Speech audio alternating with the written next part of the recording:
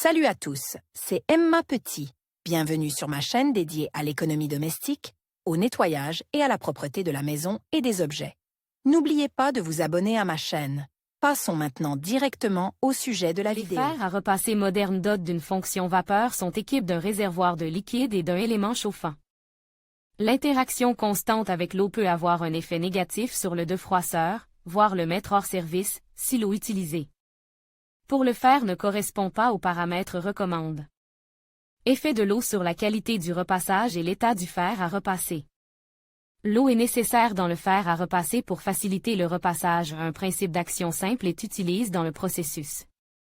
Le liquide verse dans le réservoir est instantanément chauffe à l'état de vapeur et pénétré avec force dans les fibres du tissu part. Les trous spéciaux de la semelle. La structure humidifiée devient plus élastique et plus souple, ce qui réduit les frottements entre les fils et les fibres. Le textile se défroisse facilement, la surface devient lisse et régulière. L'eau idéale pour le repassage du linge n'a pratiquement aucun effet sur les éléments de fonctionnement du fer.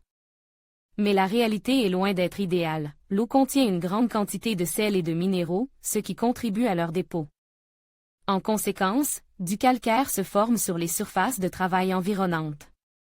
Les trous de la semelle sont bouches, les éléments chauffants sont moins performants et mettent plus de temps à chauffer, et peuvent finalement tomber en panne. L'augmentation de la teneur en calcaire provoque des traces blanches sur les textiles traités. Type d'eau dont l'utilisation est déconseillée dans les fers à repasser et pourquoi tout bon fer à repasser est accompagné d'un manuel d'instruction qui comprend un paragraphe sur la fonction de cuisson à la vapeur. L'utilisation de l'eau du robinet est presque toujours recommandée. On pourrait croire qu'il s'agit là d'une option idéale, qui évite de se rendre au magasin et de dépenser inutilement de l'argent. Malheureusement, tout n'est pas si simple. Presque partout en Russie, l'eau du robinet présente une dureté accrue et ne convient parfois qu'à une consommation technique.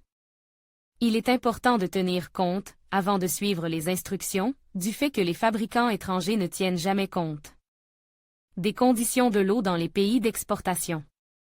Les éléments chauffants doivent être manipulés avec précaution, il convient donc de ne pas utiliser d'eau dure ou d'eau distillée.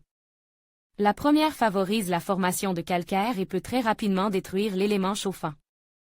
Quant à la seconde option, le consommateur s'intéressait souvent à la question de savoir pourquoi on ne peut pas verser de l'eau distillée dans le fer à repasser, alors qu'elle est quasiment dépourvue d'impuretés. Tout s'explique par ses propriétés particulières. Un point d'ébullition plus élevé provoque une augmentation de la consommation d'énergie et une surchauffe des éléments internes, ce qui augmente l'usure de l'équipement.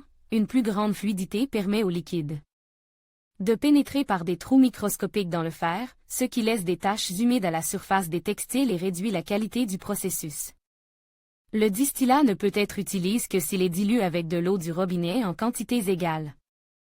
Quantité d'eau recommandée pour le réservoir. La quantité d'eau à remplir dépend toujours du volume du réservoir de 0,5 litres pour les appareils domestiques à 1,5 litre, ou plus pour les modèles industriels. Le manuel d'instruction, dans lequel ces indicateurs sont obligatoirement pris en compte, fournira des indications plus précises. En général, le fabricant indique la quantité de liquide nécessaire pour un repassage. En outre, les parois transparentes des réservoirs sont marquées d'un repéré qui permet de déterminer à tout moment le volume de liquide autorisé. Eau optimale pour le fer à repasser avec générateur de vapeur. Afin de prolonger le fonctionnement de l'appareil, il est nécessaire de surveiller de près la qualité de l'eau et sa filtration. Plus le niveau de purification est élevé, plus la durée et le fonctionnement de l'ensemble de la structure en général, et la qualité du repassage en particulier, sont importants. Les spécialistes recommandent l'utilisation d'une eau spécialement traitée, filtrée, dont la composition est purifiée de la plupart des sels et minéraux nocifs, distillés, mélangés, dans les proportions nécessaires, à l'eau du robinet, l'eau déminéralisée, considérée comme l'option la plus acceptable car elle maintient le niveau de formation de vapeur et augmente la durabilité du fer. On se demande parfois pourquoi certaines personnes recommandent de verser de l'eau bouillie dans l'humidificateur à vapeur du fer à repasser, alors que l'ébullition n'affecte en rien la composition de l'eau. Le processus n'est pas en mesure d'éliminer les sels et les minéraux de l'eau. De cette manière, l'eau ne peut être que désinfectée, mais le consommateur ne craint pas de contaminer l'appareil ménager avec une infection intestinale.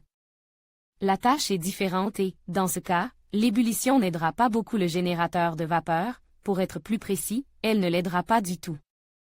Recommande, le liquide idéal pour les fers à repasser.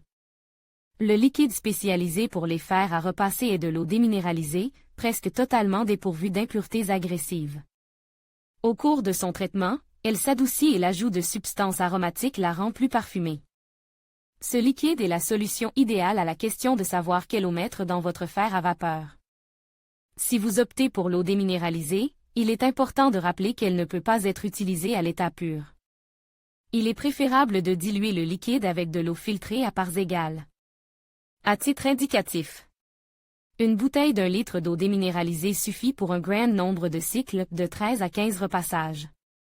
Obtenir du distillat à domicile. Si vous ne voulez pas dépenser d'argent pour acheter de l'eau distillée pour votre fer à repasser, vous pouvez préparer vous-même de l'eau distillée. Ce n'est pas trop difficile, même si cela prend du temps.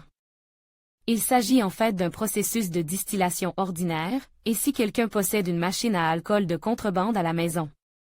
Le liquide contenant de l'alcool est remplacé par de l'eau du robinet. La distillation permet d'obtenir le distillat habituel. Si l'on ne dispose pas d'un tel appareil, on peut toujours recourir à des moyens improvisés. Un grand récipient, pot, est rempli d'un tiers d'eau. Un récipient plus petit est placé à l'intérieur du pot, mais ses parois doivent se trouver au-dessus du niveau de l'eau versée. Le pot est recouvert hermétiquement d'un couvercle à la surface convexe, idéalement, s'il est sphérique. Une condition, le couvercle doit être placé avec le côté extérieur tourne vers l'intérieur. Dès que l'eau commence à bouillir, de la glace est placée sur le couvercle afin qu'il soit froid, ce qui donne l'impression d'une condensation à l'intérieur du couvercle. Les gouttelettes qui en résultent commencent à s'écouler dans le récipient intérieur. Il s'agit du distillat pur, dépourvu d'impuretés. Il est important de laisser reposer l'eau à l'air libre pour évaporer les molécules de chlore avant la distillation. L'eau aromatisée à la maison, le distillat obtenu ou l'eau du robinet filtré peuvent être aromatisées avec des huiles essentielles. Celles-ci sont disponibles dans toutes les pharmacies et les magasins de cosmétiques. Versez le liquide choisi dans un flacon, ajoutez quelques gouttes d'huile et remuez. Le liquide de repassage parfume est prêt, il ne reste plus qu'à le verser dans le réservoir. Les fers à repasser modernes, par exemple de la marque Philips, dotés d'une fonction vapeur ou d'un générateur de vapeur, facilitent grandement le repassage, surtout s'il s'agit d'un textile naturel. Il est en effet extrêmement difficile de donner à ces tissus une surface parfaitement uniforme en les repassant à sec. Demandez à votre mère ou à votre grand-mère comment elles obtenaient l'effet désir en tenant un gobelet d'eau dans une main et un fer à repasser dans l'autre, et vous comprendrez à quel point il est plus pratique d'utiliser des fers à repasser dotés d'une fonction vapeur et de liquide de repassage.